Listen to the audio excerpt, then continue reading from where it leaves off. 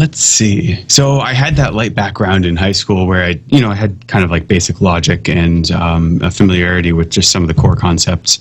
And RIT had gone over like shell scripting, Perl. They didn't do as much with Windows. They were more focused on the Linux side. Okay. So I guess, I started out in support for a couple months, and then moved up to a third level support team. And after I was there for a little while, one of the engineers, we were having this recurring issue with Exchange 2003 ActiveSync. Okay. And we were getting rid of it pretty soon. So rather than go with like a real solution, he said, hey, have you taken a look at scripting to see if we could, identify, when this is happening and maybe automate the solution? And he pointed to VBScript, which oh boy. that was a little scary at first. And I quickly realized after doing that maybe I should step in the PowerShell direction. It did some searching to find out what's the automation language of choice, and it was pretty clear that PowerShell was the direction Microsoft was going, which was a relief because VBScript was a little painful. Yeah. So how long ago was that? Do you know what version of PowerShell you were working with at the time? Yes, so it was about 4 years ago. Okay. It was probably either just before or just after PowerShell 3 came out. Oh, okay. And ever since then, I try to do most of my work through PowerShell. There's times when there's better tools available or more appropriate tools available, but I found that you can do a lot with PowerShell. So what do you end up doing with PowerShell the most in your kind of day-to-day work? Oh, geez. So it's sort of like a hodgepodge. So one of the reasons that PowerShell is really so great for us is that we use tools like SCOM, Active Directory, SQL Server, Windows Server, Citrix XenApp, Provisioning Server, all the VMware products like their Virtual Center, VMware View, and a whole bunch of other tools that you can kind of glue together with PowerShell. So I started out more just focusing on the Microsoft tools and environment. Okay. But nowadays, I kind of use PowerShell to get involved with and start learning some of the new technologies. So if I want to learn a little about SQL Server, a lot of times I can use PowerShell to kind of get into that, and then that will kind of get me involved in projects down the line that might involve SQL Server. That's so awesome. It's kind of fun. I like that. That's really cool. So you're third level. Are you still third level support right now? No, sorry. So I did 6 months in site support, like I said, second level, desk side support. Okay. 6 months in, I don't really know. They do a lot of problem management, I guess, if you're thinking like ITIL and third level support type stuff. And that was about 4 years ago. And then I've been a systems engineer since then. Oh, okay. So what area do you focus on? Do you have are you a part of a specific team? That's a good question. So we have it broken down. I end up doing a lot. So we have a systems engineering team that covers a lot of the servers, the storage, database, and that sort of. And then within the team, it's not really siloed off too much. So I have pretty reasonable access to the various Microsoft, VMware, Citrix, and other tools that I can play with the understanding that I should test against tests and so forth. Right. Yeah. No, that's cool. Is it a big environment that you're working with? Probably not as large as some of the other folks you've interviewed. Maybe on the order of about 1,000 servers. Okay. A couple thousand clients. Yeah, so it's pretty decent size anyway. Not tiny, yeah. Lots of room to automate. Yes. So one thing that I personally have to do is thank you. Invoke Parallel, which we're going to talk about, is a phenomenal tool. I love it. Oh. I've started using it, and have gotten other people using it, and we think it's amazing. So that's very cool. That's something I definitely want to spend some time talking about. And just to kind of give some background, or maybe you can give some background as to how that project came about and why you started looking at run spaces in PowerShell as opposed to the other stuff that's easier to use, like workflows or invoke parallel or whatever, or other sort of parallel type of technology? Cool. Sure. I guess before we get into this, just a quick note. If anyone's out there that's using run spaces and you're more familiar with jobs and you're really comfortable with that, Bo Prox, who we're going to talk about again in a moment, he just released this, or reasonably recently released Posh RS job. Oh, I'm going to talk about that too. Yes. Okay, cool. So we'll hold off on that then. Yeah. And then so the reason I got into workspace or run spaces was so we have kind of a mixed environment. We have a lot of modern systems, like we standardize on 2012 R2 now, but in healthcare, there's a lot of, we have all these different departments, and if you have this old like ophthalmology system running on Server 2003, that might be like a couple $100,000 project to get that on a modern operating system. Sure, yeah. And then you add up like dozens of departments, and you end up with a situation where you have some old servers and you can't really do much about it. So I needed something where I could kind of parallelize the workload, and being on those old systems kind of ruled out remoting. This was back when, yeah, and I mean, because remoting realistically would be the best option, because then you're distributing the workload on all those different nodes and you're parallelizing. But I was kind of new to the team back then, so I couldn't be like, hey guys, we're installing Windows Management Framework 2 everywhere, so deal with it. Right. So I had to kind of come up with another solution, and this was either right before or I hadn't really gotten into workspaces, or workflows, so for each dash parallel wasn't on my radar. Sure, yeah. And there were some I'm not as familiar with workflows, I guess I'll say. And that particular command works, but I think there's some limitations in terms of throttling, being able to time things out, and so forth. Yeah, for sure. So. Absolutely. I've run into some of those problems myself. Especially like if you're doing some stuff with an inline script, it seems like it, even though you may set the throttle limit to like 50, if you are doing something in an inline script, it seems to affect the throttle, so it doesn't do as many simultaneously. And I haven't been able to prove that, but just anecdotally, it's slower when you're using an inline script, from what I've seen using workflows. So, interesting. And I haven't really been able to nail that down exactly what's going on, but that's one of the things I've tried to do, because we have thousands of systems and thousands of Windows servers in our environment, and occasionally I have to pull data from them.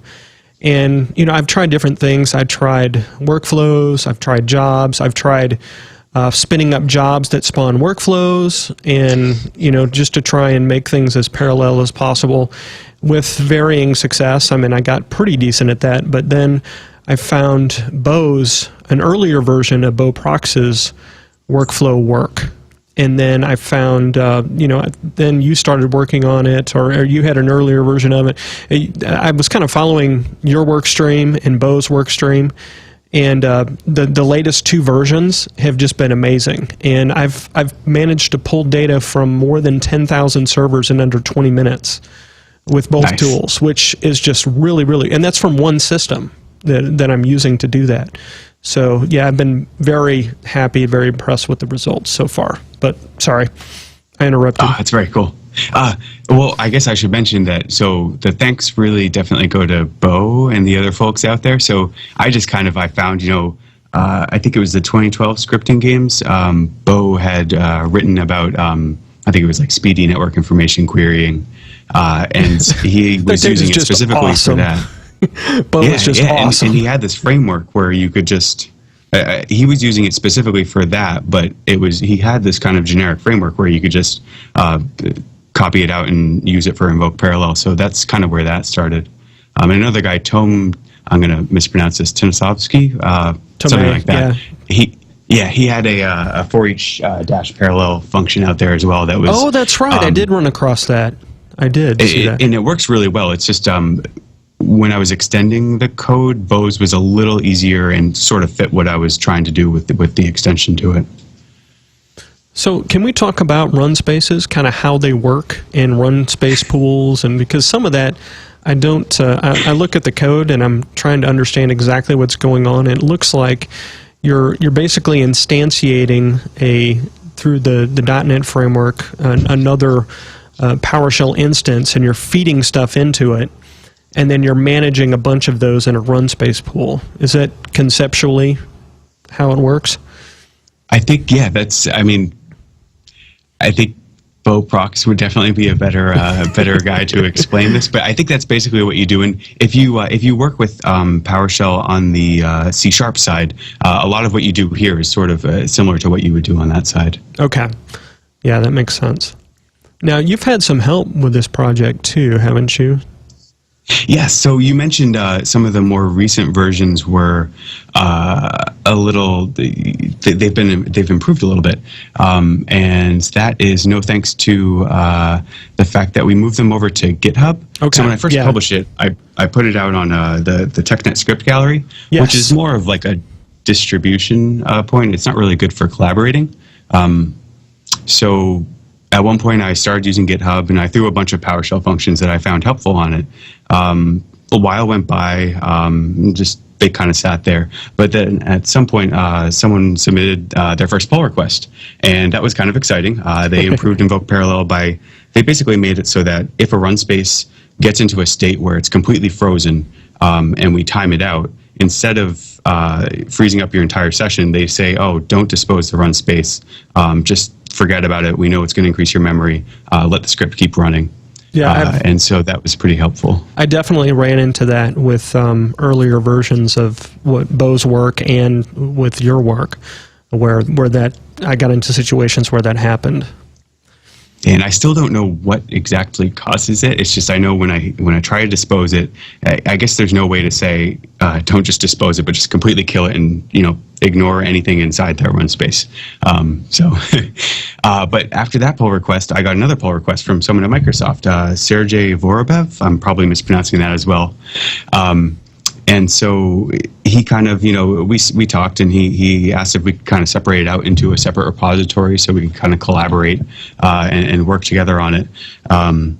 And then he submitted a pull request to add some pester tests and something called appver. I had no idea what it is at the time. It was just he added this like appver.yml file. But then when I followed his instructions, this little website pops up, and I see these pester tests running on a web page. It was pretty cool. Wow. Yeah, I want to hear more about that.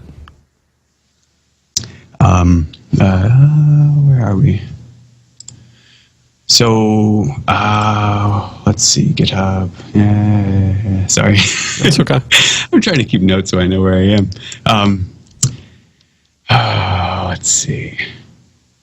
So I guess on that note, so one thing I've tried to sort of, I found that tool set really helpful, like being able to have GitHub where you have people collaborating.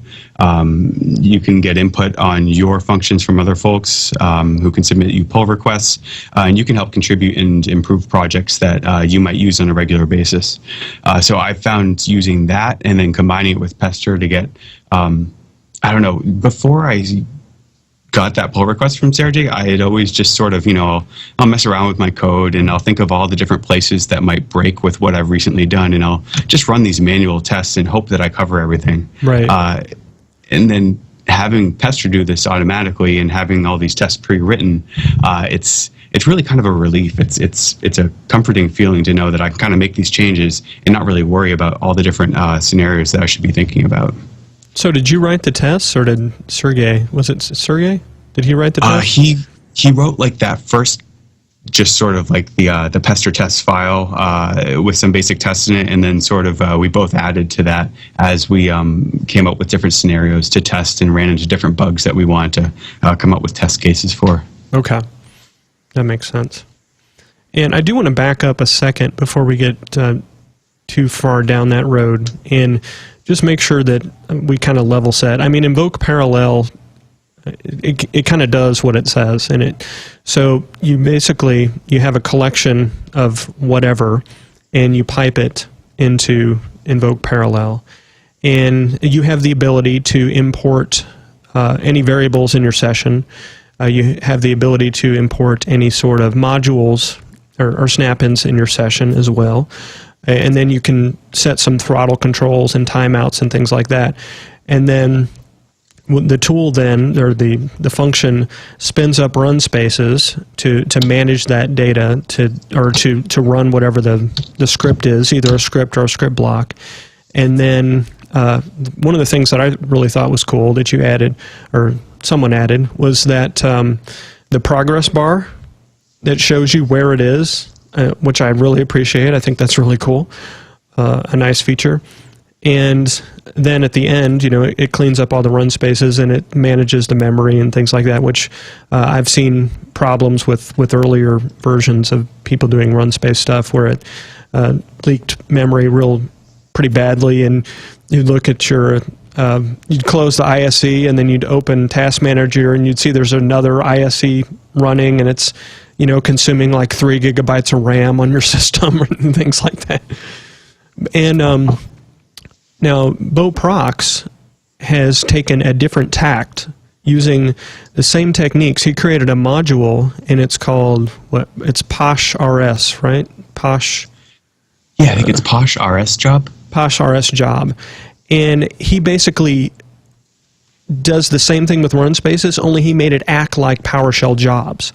So the same mindset that you would use to spin up PowerShell jobs, to receive them, to monitor them, stop them, all that sort of thing, he has wrapped so that it uses run spaces, which is also a very cool combination of technologies. And it's very convenient to just be able to import that run space. It works just like you would expect to spin up the jobs and everything. And he also has the ability, you can use you can import your functions that you need to, import your variables, all that stuff. And it just it works really well. It's super fast. So yeah, those are two tools that, to me, the underlying technology is the same, but the scenarios you might want to use them in might be different. For example, in my environment, we have some problem child servers that have WMI problems that if you try and pull WMI data, it will hang forever, as far as I know. And that causes a problem with some of the older scripts because it would hit that point and it would just stop, and you wouldn't know where it stopped or what the problem server was. But using the job mechanism, right, you can tell with the code that Bo wrote, you can basically spin up a job and name each job with the name of the server, and then you could just run a loop and just say, cool. Okay, well, just let me know when they're all done except for like the last 10, and then dump out of the loop, and then I can go look. I can do a get rs job and say, oh, okay, well, I've got 3 of these guys that are still running, so I know that they're hung, and just kill them, and then make a note, okay, well, these are my problem children, which was a neat way to be able to track down those systems that I had that particular WMI problem with, which was very handy, very handy. But you don't have the cool progress bar like with Invoke Parallel, so you can kind of see where you are in the process. It's a little more difficult to do that using a job mentality. So to me it's awesome to have both of these tools at my disposal to be able to run parallel jobs against massive numbers of systems and get the data back very quickly compared to other methods. So it's just awesome to me. Oh, that's very cool. I'll have to check that out. I haven't used Bo's module in that way. That would probably be pretty handy because we have a number of those servers as well. And there's another technique that we have run across recently with the older systems. It's easier if you can use invoke, if you can use sim, right? A get sim object, or I can't remember whatever that command name is, because it actually has a timeout. There's no real way to time out get WMI object, right? You can wrap it in a job and time out the job, but if you're just doing a get WMI object against a remote machine, or you're doing invoke command and trying to run it on that machine and it hangs, you're stuck. But it turns out, you can't use sim sessions against older machines, I thought. but actually there is a parameter that lets you select the protocol. And if you select cool. DCOM, you can pull WMI data off of old servers over DCOM and time them out. Oh, so it's a great way to be able to deal with those types of problems without having it hang your script. So one of the guys that I work with, his name's Dean, and he basically wrote it'll try get sim instance, and if that fails, it will fall back to using the DCOM way of doing it. And then it will take the results and kind of munge them because they come back slightly differently to get the object right, so he can output it to a CSV or whatever else he needs to do with the objects. But yeah, that's another technique that we've been using lately to get around WMI problems where you hit a box trying to pull WMI data and it just hangs. So anyway, I wanted to get that kind of under our belt and let people know that those projects are out there. They're both on GitHub. The link's in the show notes. And I noticed that Bo has updated his module very recently. Like, I think he committed something in the last couple days. So I'm not sure what he's done most recently to improve what is already an amazing tool. Hopefully it'll end up in PowerShell Gallery. I don't think it's there yet. And people are popping links in the chat room right and left. Thank you very much for that additional information. Oh, okay. Yes. Mike Robbins, PowerShell function to create sim sessions to remote computers with fallback to DCOM. Excellent. Perfect. There's a couple examples of that technique that will be in the show notes for you if you're interested in that, if that's a problem that you've run into in your environment as well. So one of the things that I think Bo also has tests that are packaged with his module, if I'm not mistaken. Let's talk about testing and how you got into integrating testing into what you're doing. I know that somebody else wrote your initial tests, and then you've kind of taken it from there. Have you taken what you learned from this and expanded it into other areas of the scripting that you do now? Yeah, so I found it really, very helpful and just, it was nice and comforting knowing that I could make those changes to the scripts without having to worry about it too much. Right. I don't really do test-driven development where I write the tests before I write the functionality that they're testing. Sure. Yeah. I think that sounds pretty cool, but I don't know if I have the bandwidth or the patience to do it. Right. But I've been trying, if I write a new a module and publish it out there, I've been trying to at least get in some superficial tests that I can kind of expand on later. I tried adding some to Bo's. I might have given him a little extra work because there might have been some PowerShell 2 tests that might not have passed right away, but okay. It's pretty cool. I like testing. It's definitely been very helpful. So Invoke Parallel has been tested with extensively, it sounds like, against PowerShell 2, which is pretty amazing. Yeah, one of the really cool things, so that AppVeyor service, you basically give it this configuration file and tell it how you want to test it. So when we first put it out there, we were just running, just invoking Pester. And then it turns out you can have multiple lines in that configuration file. So you can invoke Pester and do the native PowerShell testing. And then you can run PowerShell exe, dash version 2.0, and it's not exactly the same as PowerShell 2, but you'll at least kind of get some idea of whether it's going to work in a PowerShell 2 environment. Okay. And you said AppVeyor? What does that tool do? How does that work? So this is something that a developer could probably better explain, but it looks like it's basically sort of continuous integration and continuous deployment, sort of in a Microsoft environment. Okay. The basic idea, to kind of give you an idea of what we use it for in ours, if I push a commit or someone submits a pull request to Invoke Parallel or any of the projects with AppVeyor, AppVeyor will see that, and it will spin up a VM. It will process that AppVeyor YAML file and it will, if I have pester tests, it will run all those pester tests automatically on that fresh VM. You can actually, I just tested out, you can deploy things. So you could like package up your module into some kind of like, I don't know, just an archive file, and then publish that without like the tests or extra stuff that you don't want published with the module. You can like add a badge to your repository to show people that the build's passing. It's pretty cool. And the other thing that I find really helpful is if someone submits a pull request to it and you go to like to merge it, it will say it will tell you whether it's failing if it hasn't run yet or if it's passing. And it will say, hey, I haven't run this yet, so I'm not going to let you automatically merge this. You're going to have to wait until it passes or fails.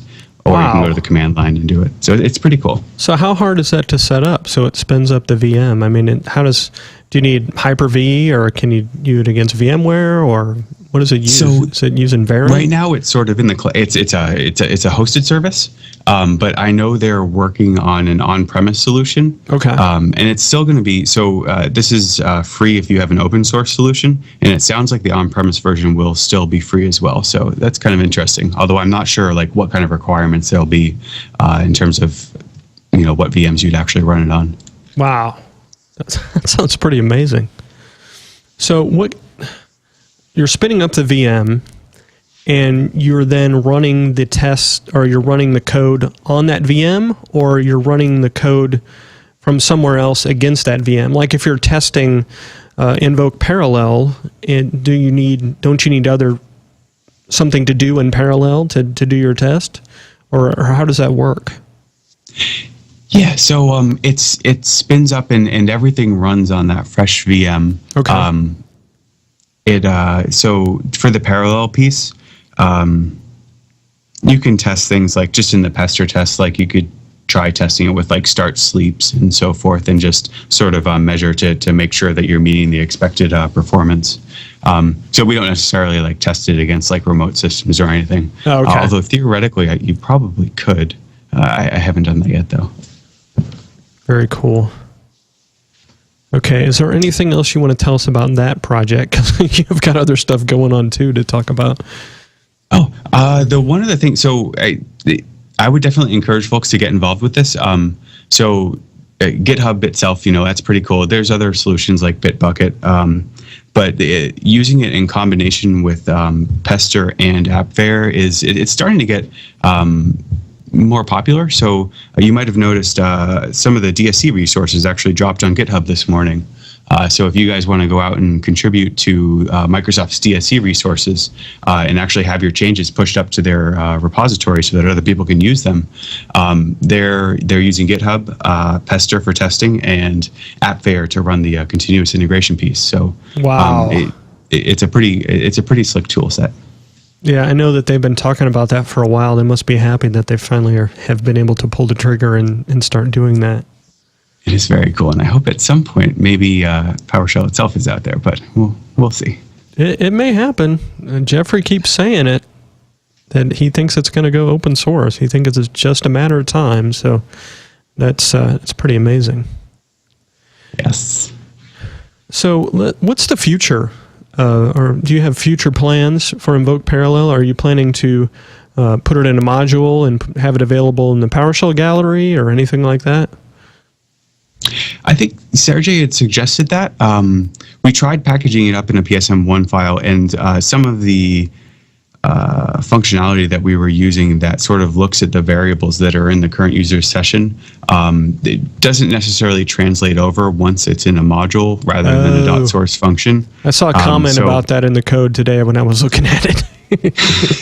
Yes, yeah, and there's I think there's actually an open issue on GitHub with some conversation on the effects of it. But yeah, no, I would move it to a module if I could get that part fixed. Okay. Now, yeah, Bo has solved that, right? I believe so. I think he's using the using method, and I'm going to have to dig into his code to see, because I think he mentioned that he actually got that working using the old, not the AST, because that depends on PowerShell 3, but what was it? The parser? Okay. So I think he might have been able to get using syntax going in the parser, which would mean PowerShell 2 compatibility. So I'll have to take a look at what he did and borrow it again. Okay. Yeah, and for people listening to this after the fact, Bo is in the chat room, and he said that his module will be in the PowerShell gallery soon, so very cool. Nice. That'll be a great thing to be able to quickly pull in and use because, man, once you've used it once and got it to work successfully and seen how fast it is, won't be the last time you use it. if you've got a large enough environment to take advantage of it. PS parser. Yes. Bo was saying. So, very cool. So that's not the only project that you've got out there. What else have you got out there that people should know about? That's the most exciting thing from my perspective. But what else? Well, from mine too, because it saved me a lot of time. I don't know. More borrowed stuff. So I don't know. There was a fun project. So a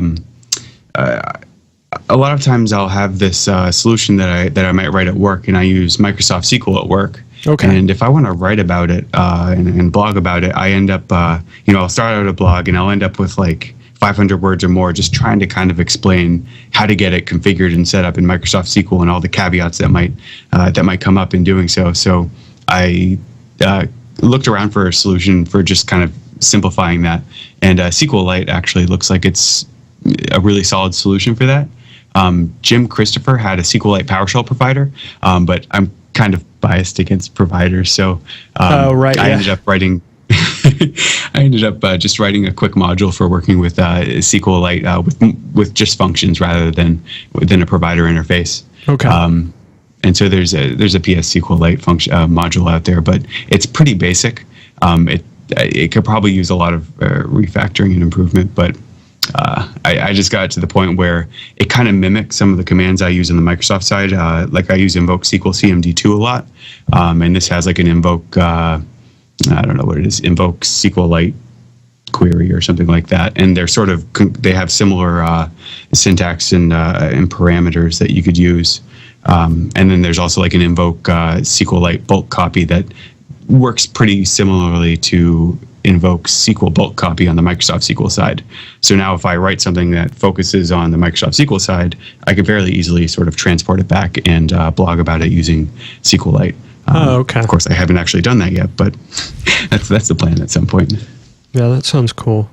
It's been a while since I've used PowerShell against SQL or with SQL, and I know that the SQL team kind of got off to a rocky start when they first tried to support PowerShell. How is it now with the later versions of SQL? It might be worth asking Andy Levy. I think he's in the chat room. Okay. I know it's definitely improved a bit. The one thing so if you just want to run like just a T-SQL query, they have invoke SQL CMD, but there's still some quirks with it. And one thing that I really don't like is there's no simple way for a parameterized query. So you'll see a lot of examples out there that have these queries that take in parameters from the end user, or that might come from the file system, where who knows what kind of characters are going to be in there, and they just feed it in as PowerShell variables in a text query. So you could have some very unexpected and potentially evil results. But there's no real way around it if you're just using like the Microsoft invoke SQL CMD. I hope they improve it at some point, but. Yeah, that does sound a little sketchy, to be sure. Yeah, I'm seeing in the chat room 2012 is a bit of an improvement. It's not bad. Cool. So that's sounds better than at least the way it started out. Yes. One of the sorry, go ahead. No, go ahead. Well, I was just going to say, so I love that they added PowerShell to the common engineering criteria. I just wish they had a way to sort of to motivate some of the teams to provide more complete and I don't know. There's certain teams that could probably provide better PowerShell modules out there. Yeah, absolutely. But I think it's getting better over time. Yes, it is absolutely. And then I think DSC is going to be in there soon. Yes, that is exciting. I'm kind of looking forward to having more teams providing resources for that, and third parties too. I think Citrix might have started looking at it. Hopefully, other ones do too. Yeah, Citrix is for sure. They have some DSC stuff out there already, and I know from a recent podcast we did that VMware is starting to look at that, to look at DSC. Cool. So that's also cool. And yeah, we had Alan on a few weeks ago when when PowerCLI 6 came out, which they now have a module. They now have modules, not just snap-ins. And you can finally stop asking him. Yeah, exactly. And the last couple of shows we've been kind of asking him about DSC, and it sounds like they're looking at that now. So very cool. Yeah, absolutely. So another thing you sent me was around continuous GitHub for PowerShell projects, continuous integration. Oh, so that was sort of the piece that we used around Invoke Parallel, where you're basically just combining GitHub, Pester, and AppFair. Oh, so you explained how that works in a blog post? Oh, yeah, I guess so. A while back, when Sergey first added that, I was all excited because it was this new technology to me, and I didn't see too much out there. So there's a couple of posts about it so I sort of just did sort of the basic, what is GitHub, Pester, and AppFair. One of the fun things that you can do with it is you can actually test DSC configurations, right? Because you're getting this fresh VM, so you can basically you can have like a DSC configuration or resource that you want to test. Maybe it's got like complex interactions. So you could actually have it run against like a fresh VM. Or you could, hork up that VM and then try to run the DSC resource and then use Pester to test to see if the VM is back in the state you expected. Oh, that's very cool. I need to play with that for sure. Because I've been doing more and more stuff with DSC recently. And I need a better way to do testing because it takes, depending on how you do it, it can take a while if you're doing it like during OSD or something, which, yeah, not fun. Yeah, it was one of those things where so before I got this pull request from Sergey, I had never really, I'd kind of poked the tires of Pester and ran through some of the blog posts out there, but I never really used it. And AppFair I'd never heard of, and I was kind of intimidated by continuous integration and these sort of like developer type technologies. But they're actually getting started with it was really pretty straightforward. Okay. Particularly just having an example out there. So it's definitely worth checking out, even if it's just for. I don't know. I'm not a developer. I just kind of write tools that I like to use at work and I like to share, and it's been very helpful. Yeah, and as Jeffrey Snover and Steve Morawski like to point out, we really are doing development work. We're writing code that's being used in production. That's so testing would be smart, and automating the testing is and standardizing it is the way things. I think we should all be moving that way for those of us that are not already there. Yeah, Steve had a nice blog post this morning on that topic. Oh, he did? I missed that one. Yeah, Steve's amazing. So let's see.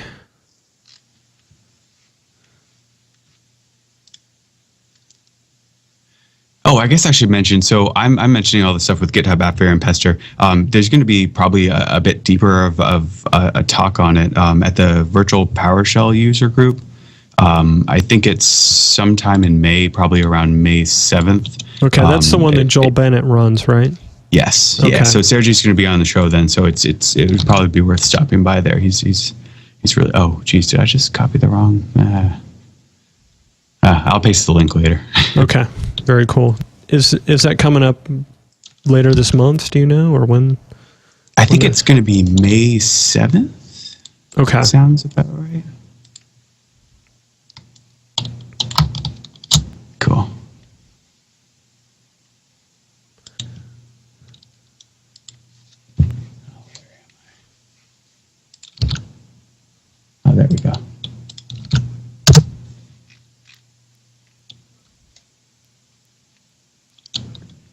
And Mike Robbins, yes, that's who it is. Mike Robbins is doing it? Oh, no, sorry. He just asked in the chat room if it was Sergey Borobrov. And Okay, good deal. Cool. So did you did you see the new Star Wars trailer? I did see that today. Yeah, it was a lot more exciting to me than the first one. And to see the end of it, which if you haven't seen, I don't want to spoil for anybody, that gave me goosebumps. It did. So yeah, Yes. it looked impressive. It really did. That's cool. Yeah, I'm looking more forward to it now than I was before. So what else are you excited about that's going on with PowerShell right now? Oh, geez. Let's see. Have you looked at some I'm excited for PowerShell 5. Oh, Okay. go ahead. Have you looked at any of the PowerShell 5 stuff yet? I've played around with it. I think the idea of classes is really kind of cool, and what you can do with DSC. There's a lot of interesting. I'm definitely excited for it, and I'm excited for the down level compatibility that's hopefully going to be coming in one of the next releases or whenever it officially drops. It sounds like that's going to be when I can finally put it on my 2008 R2 systems. Yeah, I was watching one of the Microsoft Virtual Academy DSC presentations that Jeffrey and Jason did recently. And Jeffrey said that their intention is that the next preview will have down-level support whenever that comes out, which would be pretty amazing. Because when we talked about it months ago, they had implied that the down-level support would come out after the kind of final release, whatever that means these days, of PowerShell version 5. Like once it was released, then they would look at doing down-level support. But it sounds like they have kind of flipped that around, and they're already looking at down-level support and are going to let us start playing with that much sooner, which would be really great. Nice. That's exciting. Yeah, I think so. And it's interesting the way that they're doing these preview releases and the functionality that they're adding in over time. It's going to be interesting from a management perspective of when do you roll it out to your client? Yes. When am I going to put this on my servers? Am I only going to do, full official versions, or is it going to be something like, quarterly? We update PowerShell on all our servers or all our systems, or I'm just curious to see how that's going to pan out. Because the functionality that they're, it's more stable. There's more functionality that they keep adding in. There's new stuff happening with DSC and the way that works. And yeah, it's just, it's really cool that we get to see it happening this time. Whereas, previous versions, we might get a preview build or something, and then they release it. But now, it's so dynamic and it's so open. They're telling us what they're working on. They're saying, this may be in the product, this may not be in the product. This is what we're thinking about. What do you think about this? What do you think about that? They're taking suggestions and integrating it. I mean, it's just amazing to me. Yes, we had a question in the chat room about down level support. My understanding is that it was going to go down level to Windows 7 and Server 2008 R2 is their intention. They didn't say for sure, but that is what they said they intended. So, neat. Cool. Andy, you're lucky. I see Andy Levy said that he targets V3. We still have to target V2. It's no fun. Yeah, and most of our stuff is V3 or V4, thankfully. Nice. We do have a couple of things that I think are stuck at lower levels, but they should be going away. Nice. But yeah, sometimes some of those older systems, it's just, you've got... You're so limited compared to what you have on the newer systems, and what you can do remotely. Yes. But anyway, yeah, I'm definitely excited.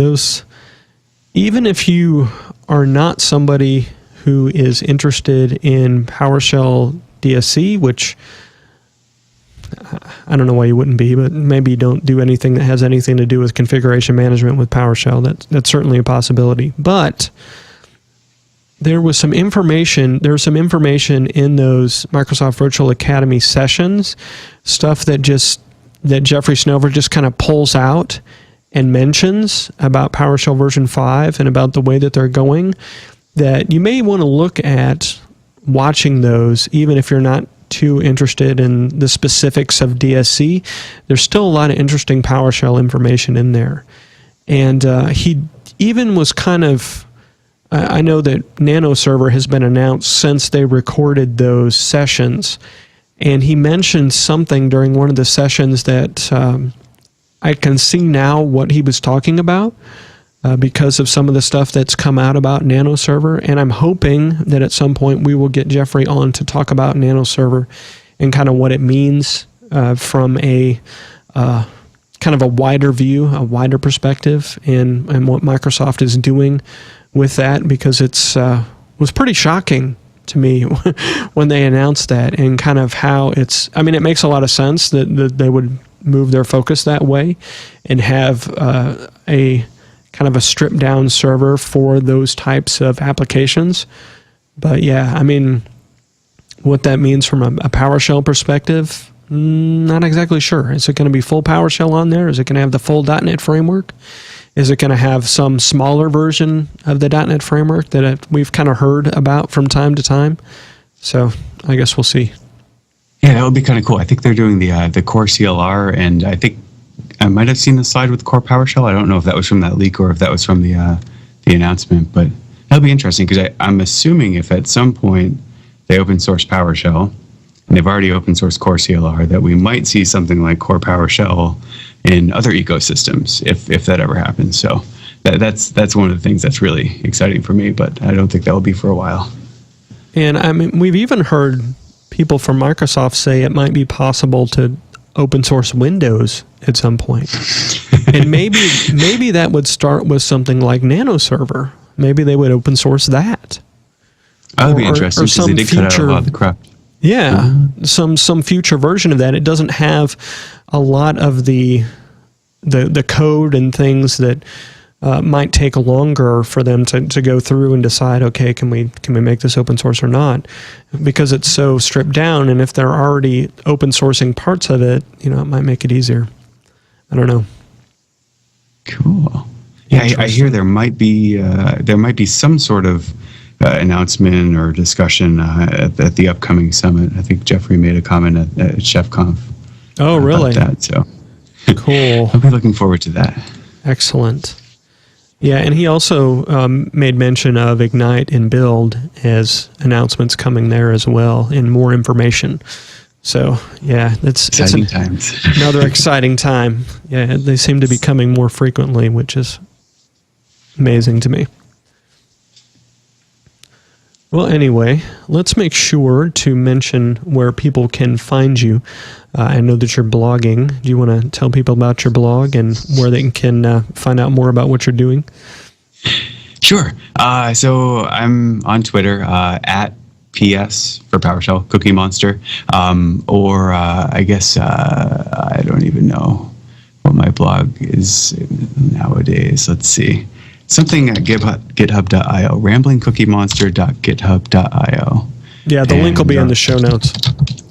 Yeah, so that's actually a pretty cool platform. I used to use WordPress. I kind of had a bit of a pain with the what you see is what you get, not always giving me what I see.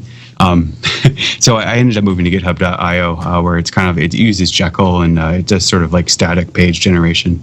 And it's been pretty smooth. It makes it a lot easier to blog, so I don't have to, I could just write, and then it uses Markdown, which is a lot easier to just, what's going to happen.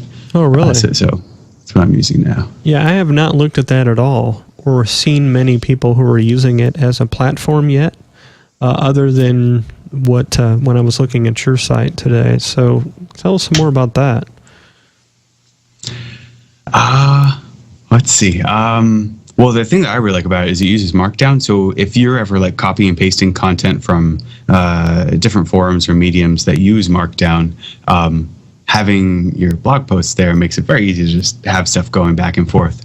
Markdown is basically rather than having the full HTML, it's just sort of this very simplified. If you've posted in a forum, you've probably used some sort of Markdown. Not very good at explaining it, but if you Google Markdown, you'll find plenty of examples. Okay. Yeah, and then the GitHub pages, it's really just you can have a repository with all of your pages and so forth.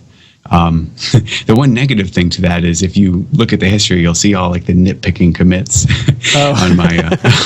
on my blog. So maybe don't look at those. So how does PowerShell code look in those posts? Is it easy does it format well? It does. So there's sort of two ways you can do it. It uses there's certain code highlighting packages that you can use, or you can just do gists. So like gist.github.com. If I just post something there, then I can just easily pull it into the page. Okay, that's cool. So I do have, of course, one more question from you.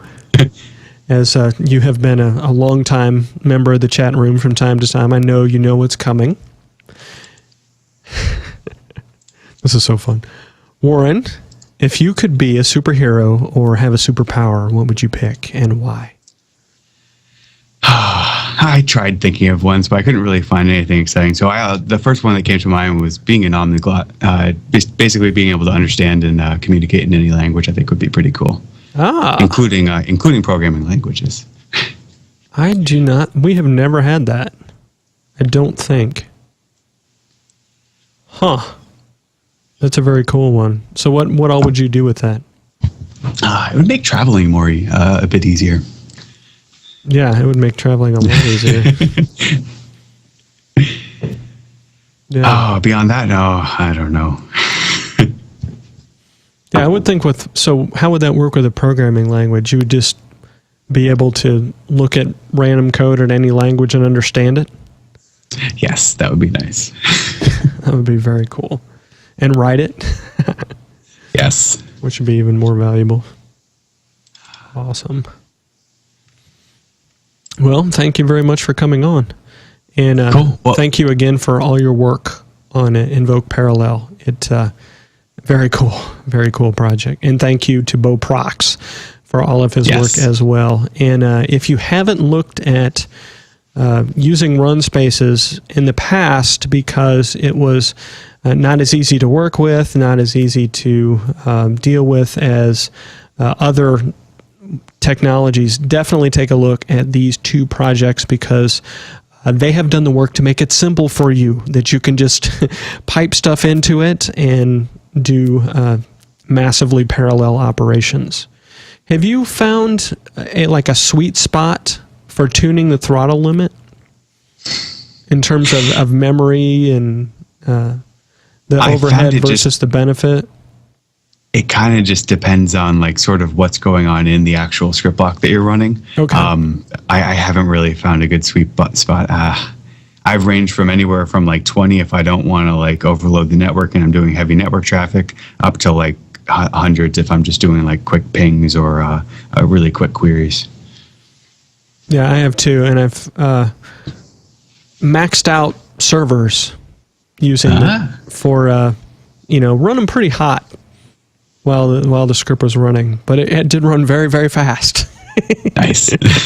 I was working the box. It was getting the money's worth out of the processor for sure. And it's some of the earlier versions were definitely leaked RAM, and I'm glad to see that those have been taken care of. Cool. Oh, and I have to say thank you very much for inviting me to the show. This is really an honor, and sorry I can't get quite as deep technically as some of the other guys, but it is very fun being on. That's Well, you've listened to the show. You know it's an entire range. Sometimes we don't get technical at all. Sometimes we get enormously geeky. But Yes. and thank you to all of you who joined us in the chat room. I'm sorry that we have been so sporadic recording live shows. So it's always great when people show up now that we're unfortunately not as consistent as we would like to be. But we don't have scripting wife anymore, and that makes things more difficult. So, yeah, we've got episode 300 coming up. Don't know what we're going to do. I'm hoping that, maybe we'll be able to have somebody come on to talk about the summit. That would be great if we could have Don Jones or Jason Helmick or both of them or somebody else. I don't know who's running. I think Kirk. I don't know who. A lot of those people who were doing PowerShell.org went to Pluralsight, and I'm not real clear on kind of who's left and doing what. And I know Richard Sidaway is doing some stuff, and I don't have a lot of visibility to what's going on, so I'm not sure who the best person is to have on, but I'm sure we could find out. Cool. But yeah, and then I really want to have Jeffrey on to talk about Nano Server, but we haven't talked to him yet about when he's available or if he wants to come on. Usually he loves to come on and talk to us, but he's a busy guy. Nice. I'll be looking forward to that. That'll be a cool one. Yep, absolutely. Okay, well, I am going to go watch some more Daredevil on Netflix, because I'm not through with that yet. Are you into any of the Marvel stuff? The movies, I haven't watched any of the TV shows. How is it? Daredevil I really like it. It's TVMA, and it's bloody, and the violence is pretty brutal, but the story is so good. I mean, they really, really did a good job. It's I think it's more well done than like Agents of S.H.I.E.L.D., which is in its third season. I think it's deeper, and it's more powerful in some ways. And yeah, it's really cool. So, and they just released the whole first season. It's a Netflix original, and the whole first season, which is like 12 episodes, is up on Netflix now. So if you're into that sort of thing, it's very cool. That can suck up time pretty quickly. Yeah, cool. I'll check it out. Absolutely. And it will. If you get hooked on it, you're like, how much time do I have? How long is the episode? Yeah, exactly. One more. Yeah. Cool. Exactly. Oh, hey, Kirk's in the chat room. I didn't see him earlier. Yeah, I have not been paying attention to the chat room. It's much easier when Hal's here.